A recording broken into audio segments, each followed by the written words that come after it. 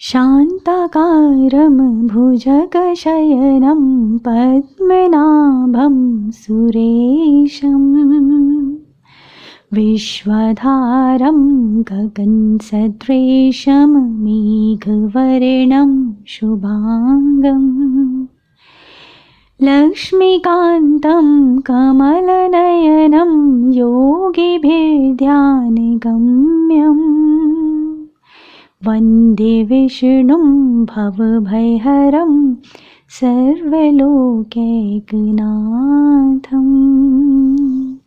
आज मैं आपको सफला एकादशी व्रत कथा सुनाने जा रही हूँ। पौष माह के कृष्ण पक्ष की एकादशी को सफला एकादशी का व्रत किया जाता है और ऐसी मान्यता है जो भी मनुष्य इस एकादशी व्रत को पूरी भक्ति भावना से श्रद्धा पूर्वक करते हैं एवं कथा का श्रवण करते हैं, उनके सभी पाप नष्ट हो जाते हैं एवं उन्हें मृत्यु उपरांत मोक्ष की प्राप्ति होती है। दोस्तों, कथा सुनने से पूर्व भगवान लक्ष्मी नारायण का ध्यान करें, हाथ जोड़ के उन्हें नमन करें और मन ही मन ओम नमो भगवते वासुदेवाय मंत्र का जप करते हुए पूरी भक्ति भावना से कथा का श्रवण करें। ओम नमो भगवते वासुदेवाय। मोक्षदा एकादशी की व्रत कथा को सुनकर अर्जुन ने प्रसन्न होते हुए कहा, हे कमल नयन, मोक्षदा एकादशी की व्रत कथा सुनकर मैं धन्य हो गया। हे मधुसूदन, अब आप पौष माह के कृष्ण पक्ष की एकादशी की महिमा बताने की कृपा करें। इस एकादशी का क्या नाम है, इस दिन किस देवता की पूजा की जाती है और इसके व्रत का क्या विधान है, मुझ पर कृपा करते हुए यह सब आप मुझे विस्तार पूर्वक बताइए। अर्जुन की जिज्ञासा सुनकर श्री कृष्ण ने कहा, हे कुंती पुत्र, तुम्हारे प्रेम के कारण मैं तुम्हारे प्रश्नों का विस्तार सहित उत्तर देता हूँ।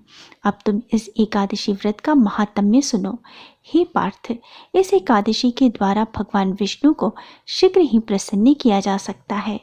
पौष माह के कृष्ण पक्ष की एकादशी का नाम सफला है। इस एकादशी के आराध्य देव नारायण हैं। इस एकादशी के दिन श्रीमन नारायण की विधि के अनुसार श्रद्धा पूर्वक पूजा करनी चाहिए। हे पांडुनंदन, इसे सत्य जानो कि जिस तरह नागों में शेष, पक्षियों में गरुड़, ग्रहों में सूर्य चंद्र और यज्ञों में अश्वमेघ है और देवताओं में विष्णु श्रेष्ठ हैं, उसी प्रकार व्रतों में एकादशी व्रत श्रेष्ठ है। हे अर्जुन, एकादशी का व्रत करने वाले व्यक्ति भगवान श्री हरि को अति प्रिय हैं। इस एकादशी में नींबू, नारियल, नैवेद्य आदि अर्पण करते हुए भगवान श्री नारायण की पूजा करनी चाहिए। मनुष्य को 5 सहस्त्र वर्ष तक तपस्या करने से जिस पुण्य फल की प्राप्ति होती है, वही पुण्य श्रद्धापूर्वक रात्रि जागरण करते हुए सफला एकादशी का उपवास करने से मिलता है। हे कुंती पुत्र, अब तुम सफला एकादशी की कथा ध्यानपूर्वक सुनो। प्राचीन समय में चंपावती नगरी में महिष्मान नामक एक राजा राज्य करता था। उसके 4 पुत्र थे। उसका सबसे बड़ा लुम्पक नामक पुत्र महापापी और दुष्ट था। वह हमेशा पर स्त्री गमन में तथा वैश्याओं के यहाँ जाकर अपने पिता का धन व्यय किया करता था। देवता, ब्राह्मण, वैष्णव आदि सुपात्रों की निंदा करके वह अति प्रसन्न होता था। सारी प्रजा उसके कुकर्म से बहुत दुखी थी, परंतु युवराज होने के कारण सब चुपचाप उसके अत्याचारों को सहन किया करते थे और किसी में भी इतना साहस नहीं था कि कोई राजा से उसकी शिकायत कर सके। परंतु बुराई अधिक समय तक पर्दे में नहीं रह सकती। एक दिन राजा महिष्मान को लुम्पक के कुकर्मों का पता चल गया। तब राजा अत्यधिक क्रोधित हुआ और उसने लुम्पक को अपने राज्य से निकाल दिया। पिता द्वारा त्यागते ही लुम्पक को और सभी ने भी त्याग दिया। अब वह सोचने लगा कि मैं क्या करूं, कहाँ जाऊं। अंत में उसने रात्रि को पिता के राज्य में चोरी करने की ठानी। वह दिन में राज्य के बाहर रहने लगा और रात्रि में अपने पिता की नगरी में जाकर चोरी तथा अन्य बुरे कर्म करने लगा। रात में वह जाकर नगर के वासियों को मारता तथा कष्ट देता। वन में वह निर्दोष निर्दोष पशु पक्षियों को मारकर उनका भक्षण किया करता था। किसी रात वह जब नगर में चोरी आदि करते पकड़ा भी जाता तो राजा के डर से पहरेदार उसे छोड़ देते थे। कहते हैं कि कभी कभी अनजाने में भी प्राणी ईश्वर की कृपा का पात्र बन जाता है। ऐसा ही कुछ लुम्पक के साथ भी हुआ। जिस वन में वह रहता था वह वन भगवान को अति प्रिय था। उस वन में एक प्राचीन पीपल का वृक्ष था तथा उस वन को सभी लोग देवताओं का क्रीड़ा स्थल मानते थे। वन में उसी पीपल के वृक्ष के नीचे महापापी लुम्पक रहता था। कुछ दिन बाद पौष माह के कृष्ण पक्ष की दशमी के दिन वस्त्रहीन होने के कारण लुम्पक तेज ठंड से मूर्छित हो गया। ठंड के कारण वह रात को सो न सका और उसके हाथ पैर अकड़ गए। वह रात बड़ी कठिनता से बीती, किंतु सूर्य के उदय होने पर भी उसकी मूर्छा नहीं टूटी। वह ज्यों का त्यों पड़ा रहा। सफला एकादशी की दोपहर तक वह पापी मूर्छित ही रहा। जब सूर्य के तपने से उसे कुछ गर्मी मिली तब दोपहर में कहीं जाकर उसे होश आया और वह अपने स्थान से उठकर किसी प्रकार जलते हुए वन में भोजन की खोज में फिरने लगा।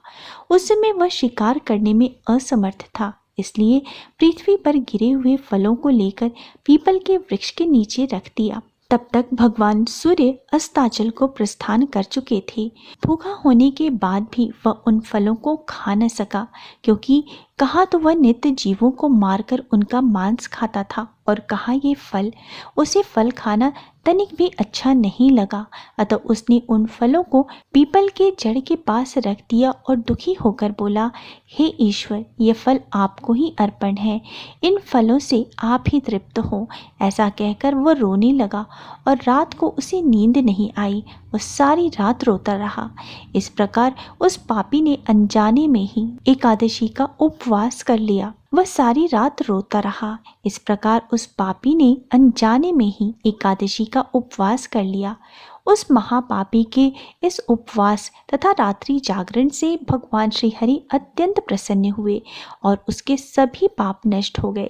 सुबह होते ही एक दिव्य रथ अनेक सुंदर वस्तुओं से सजा हुआ आया और उसके सामने खड़ा हो गया।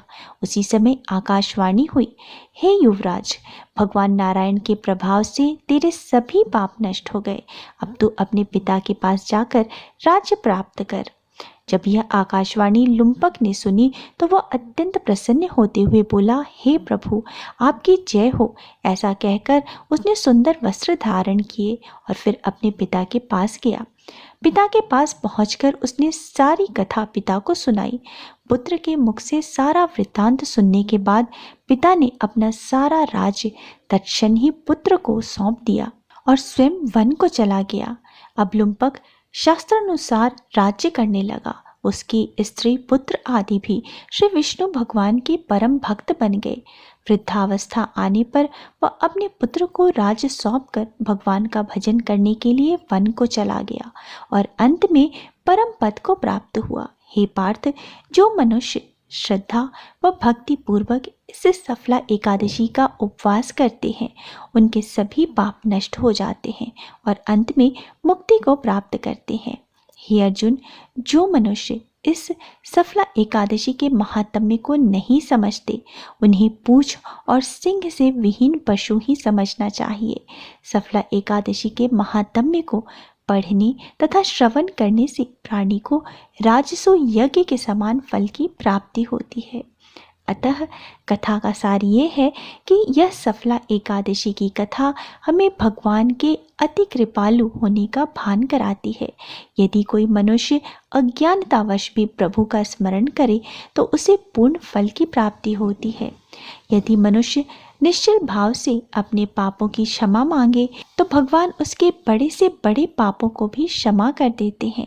लुम्पक जैसा महापापी भी भगवान श्री हरि की कृपा से वैकुंठ का अधिकारी बना। सभी जन मिलके बोलो श्री लक्ष्मी नारायण की जय, श्री विष्णु भगवान की जय।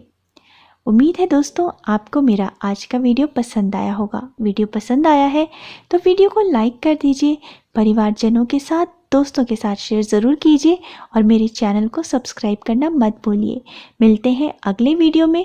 तब तक स्वस्थ रहिए, सुरक्षित रहिए और अपना बहुत बहुत ध्यान रखिए। जय माता दी।